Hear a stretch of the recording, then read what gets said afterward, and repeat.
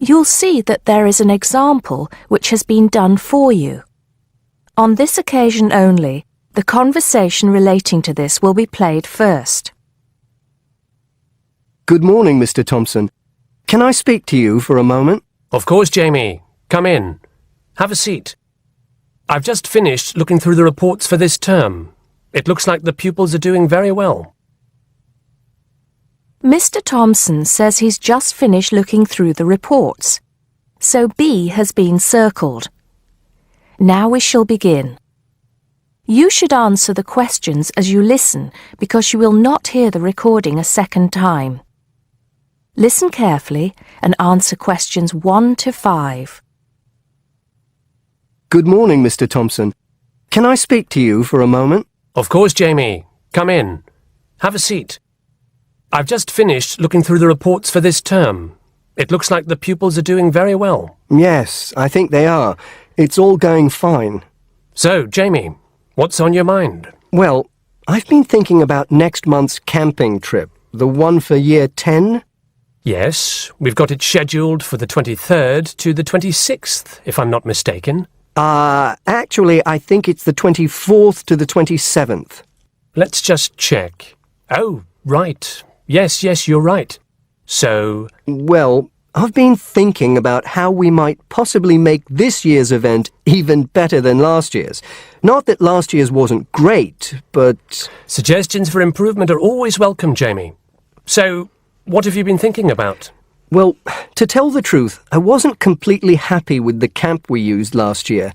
It was rather small, and I didn't feel that the grounds were particularly well kept. Go on. I did some searching, and I think I found the perfect spot. It's called Shepton Meadows, and... Is that the campsite in the Lake District? No, actually it's just outside Carlisle. It's a huge site, and it's on a lovely lake, Lake Brant, I believe it's called. Half the site is forested, and the rest, the actual camping area, is grassy. For kids that rarely get to see anything more than concrete, it's ideal. And the facilities are amazing. There's a basketball court, a large pool, and a football pitch. There are well-marked trails through the forest for hiking, and the lake is there for swimming and other water sports. I believe there's even a lifeguard service. That sounds like it might suit our purposes perfectly. Did you happen to find out about availability and cost? Yes, as a matter of fact, I did. I called them yesterday evening, and there are plenty of spots available. And because we're a non-profit organisation, they said they would give me a reduction in the price. If I remember correctly, we paid £5 a head last year. Yes, per night, right? Yes, each child paid £10 for the 2 nights. Well, at this campsite, it's only £4 per night. And they told me that if we had over 50 children, which we do, they could give us a further 10% off. That's very reasonable, isn't it? Well, from what you've told me, I think we should probably go ahead and book. Excellent. I'm sure the children will love it. I'm sure they will. Before you hear the rest of the conversation, you have some time to look at questions 6 to 10.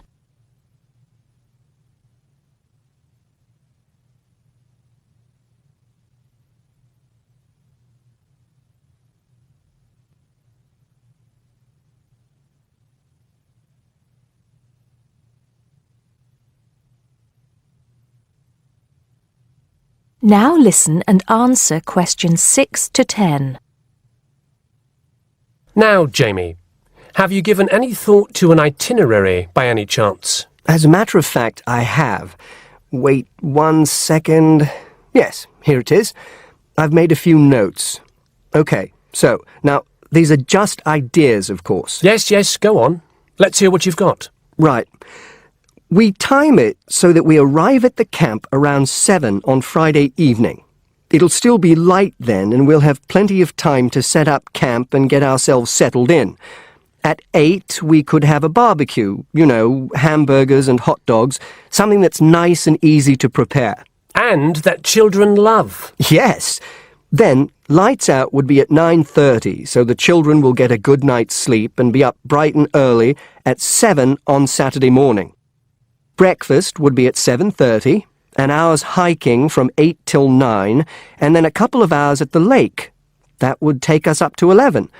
I think that an hour of free time would then be in order. Let them have a chance to explore a bit on their own, you know? Yes, great idea. And then? Let's see, a picnic lunch at 12, and then sports in the afternoon till 4. Another swim until 5, and then supper.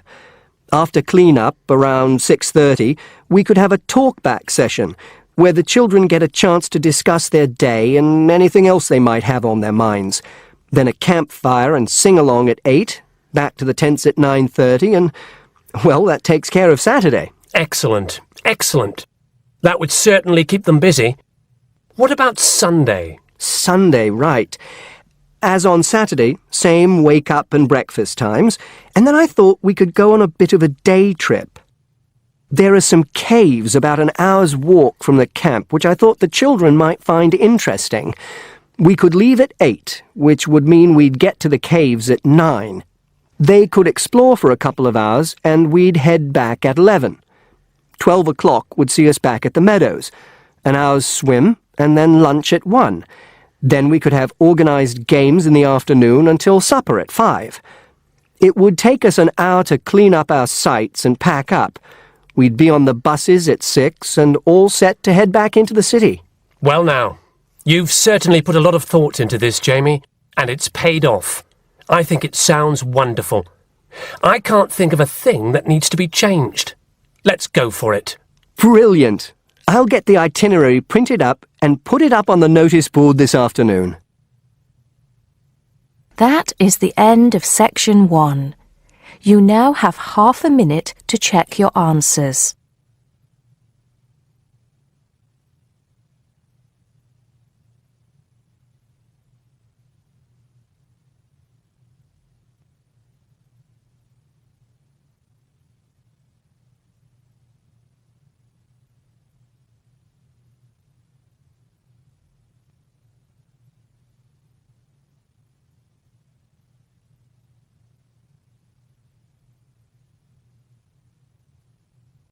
Now turn to Section 2.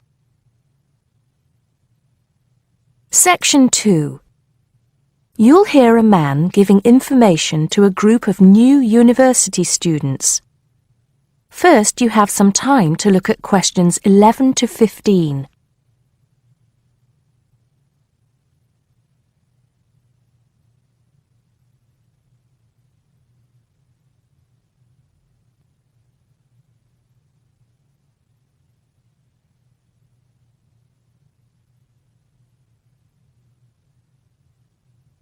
Now listen carefully and answer questions 11 to 15. Good morning, University of Radstock students, and thank you for coming out today.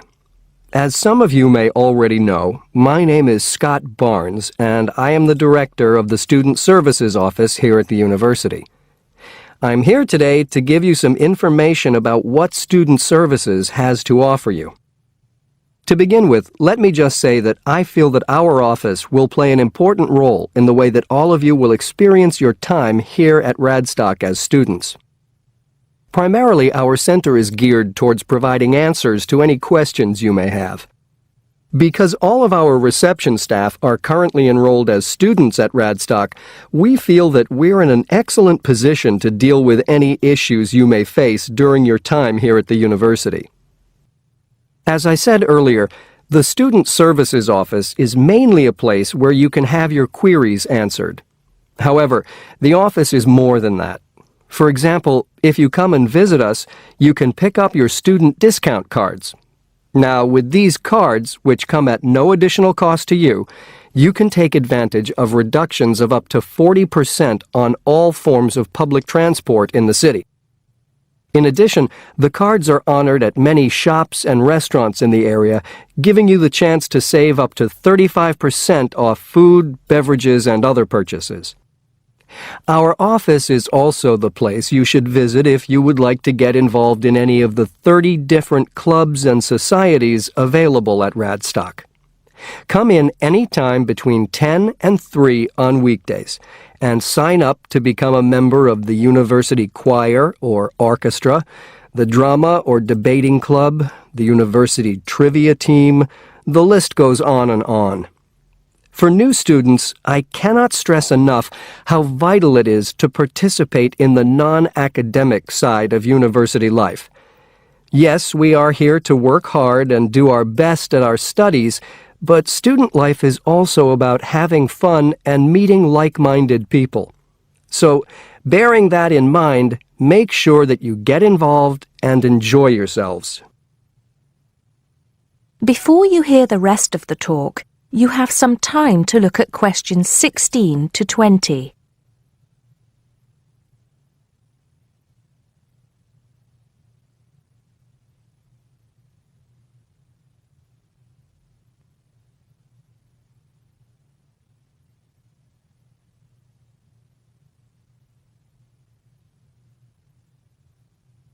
Now listen and answer questions 16 to 20. Moving along, I'd now like to talk to you about another very important service that our office provides, and that is counseling. I'm sure that you are all well aware that there are times in life when things can go wrong and times can get tough. We all have to endure difficult experiences, and these difficulties can be emotional or physical. Whatever the case may be, talking with an experienced counselor can help you through the trying times. The counseling service here at Radstock is staffed by counselors who are qualified to help you deal with problems ranging from homesickness and loneliness to eating difficulties and life changes. To see a counselor, we recommend that you first visit our drop-in center. We run drop-in sessions on a daily basis from 9:30 a.m. to 2:30 p.m. And to reserve one of these sessions, you can telephone the counseling service on 121-5648-3907 on the day you wish to visit. Or, if you prefer, you can come into the Student Services office anytime after 8:30 a.m. and complete a booking form. If it should happen that you need to cancel your appointment for the drop-in session, we would request that you contact the counseling service as soon as possible to let them know. Drop-in sessions can be as short as 20 minutes, but it's more usual for them to take about 45 minutes. During that time, you will be asked some questions to clarify your situation, and a decision will be made as to what further action, if any, should be taken. After your session, several things may happen.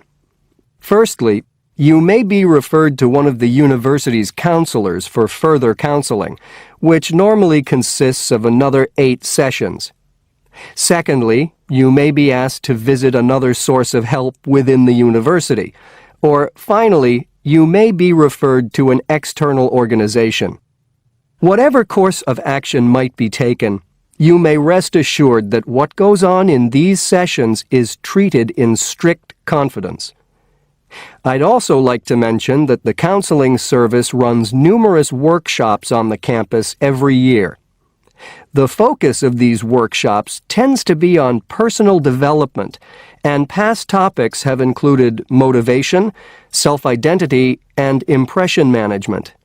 There is no fee charged for these workshops, and if you require more information, feel free to contact us at stuser@acadia.co.uk.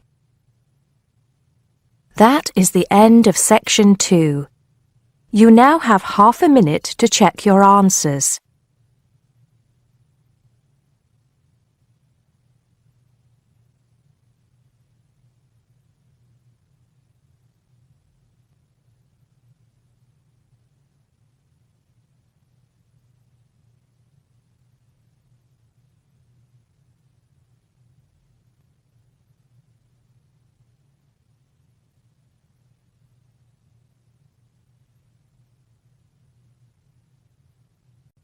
Now turn to Section 3. Section 3. You'll hear a tutor and a student talking about the history of the scientific method. First, you have some time to look at questions 21 to 25.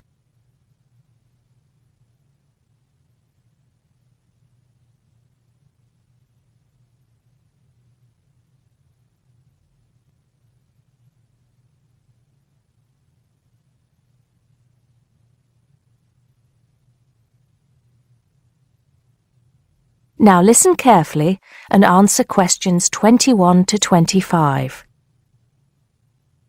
Hello, Simon. Come in. Take a seat. Now, I wanted to talk to you about your assignment. Yes, the one on the scientific method. That's right. I just wanted to see how you were getting on. Well, I think it's fine.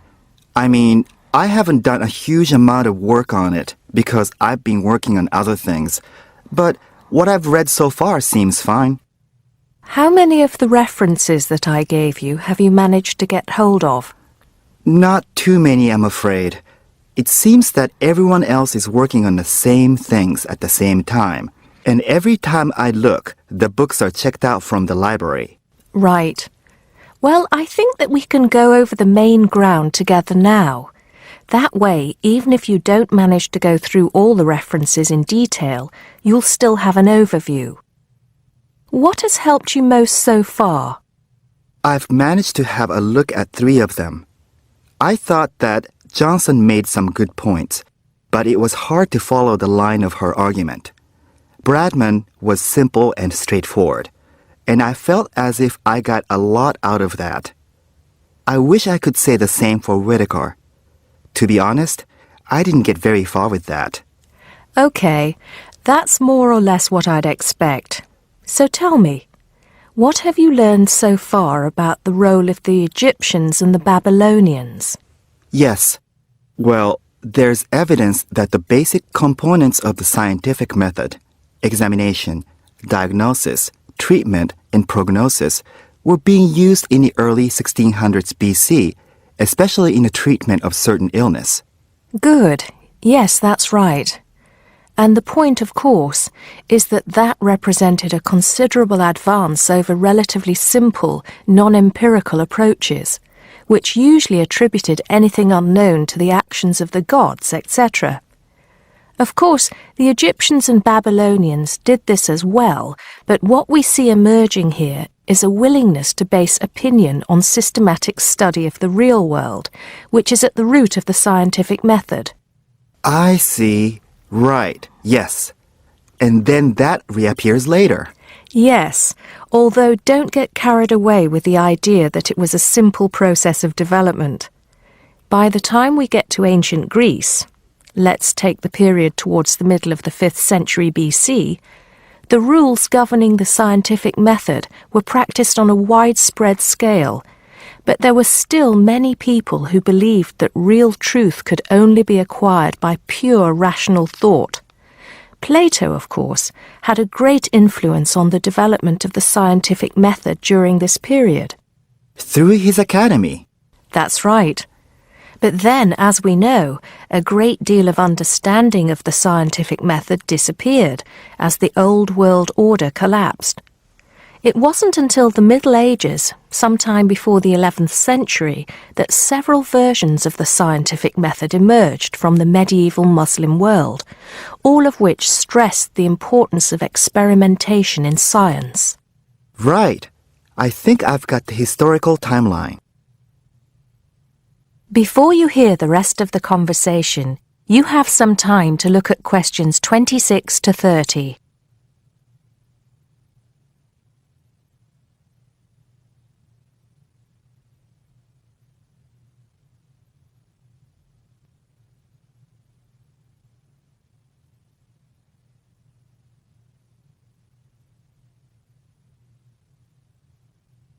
Now listen and answer questions 26 to 30.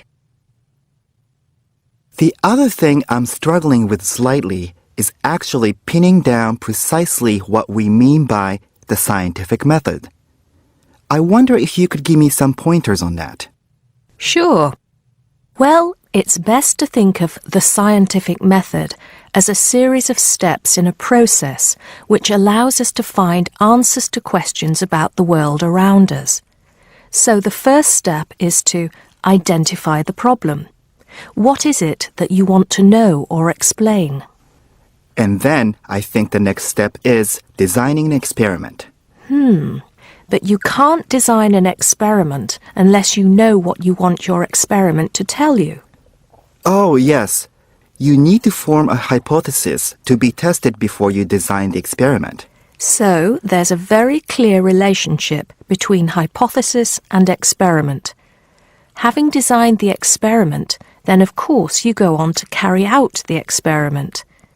The particular procedure you follow, the protocol, will differ from experiment to experiment, but the underlying principle is the same.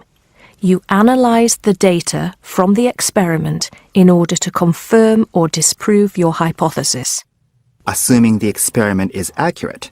Oh yes, if there's anything unusual about the data, or if the results are at all surprising, then you need to ask yourself whether the experiment could be flawed and whether the data could be unreliable.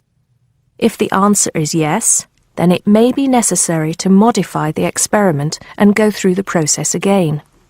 So, once you have reliable, valid results, Then the final step is to communicate them. The wider scientific community needs to know about the results, and publication in journals is the accepted way. okay, I think I've got the basics. It's going to get more complicated as we begin to look at some people who have criticized the scientific method. So you need to make sure that you understand things up to this point. Let me know if you have any further problems with it. That is the end of section 3. You now have half a minute to check your answers.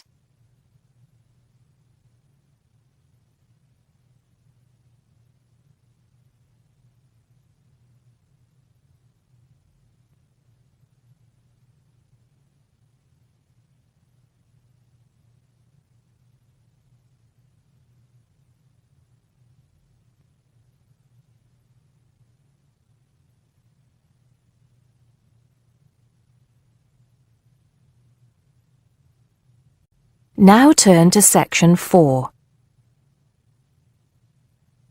Section 4. You'll hear a teacher talking about several British art galleries.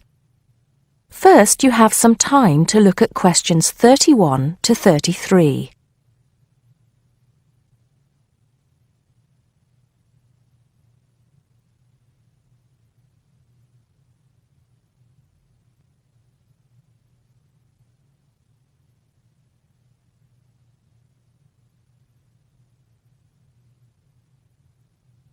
Now listen carefully and answer questions 31 to 33.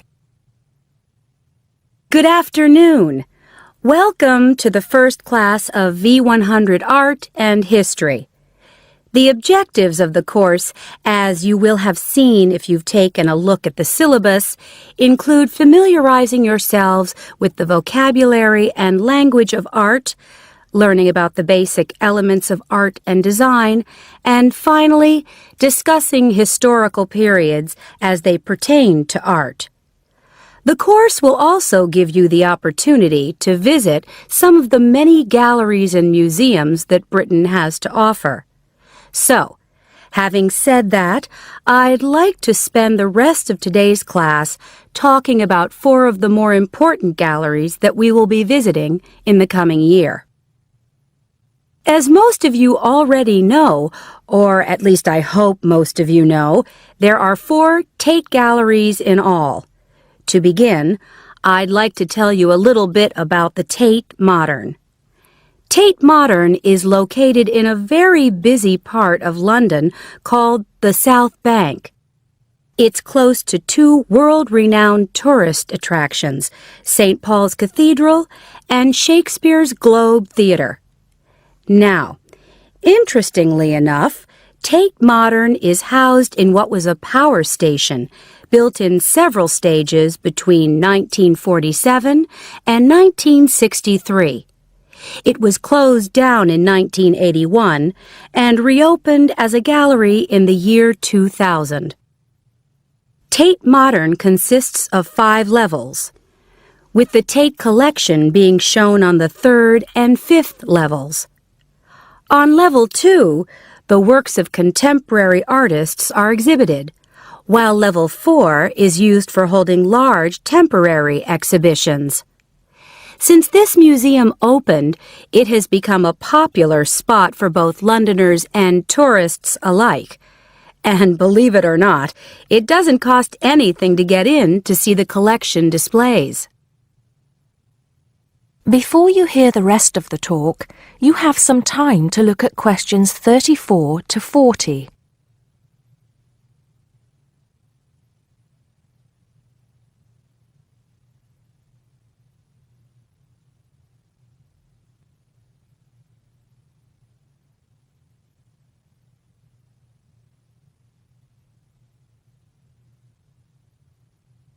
Now listen and answer questions 34 to 40.